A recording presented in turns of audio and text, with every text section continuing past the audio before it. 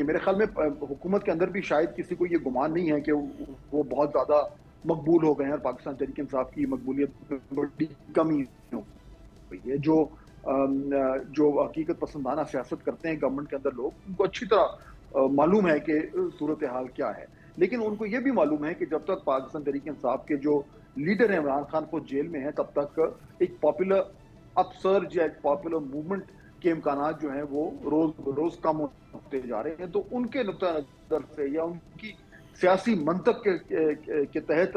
اگر خان صاحب جیل میں رہتے ہیں اور ان کی جماعت کے حالات خراب سے خراب تر ہوتے رہتے ہیں اور پارلیمنٹری نمبرز ان کے ساتھ رہتے ہیں, تو ان کو زیادہ پرابلم نہیں ہوگا. جہاں پہ مجھے تھوڑا سا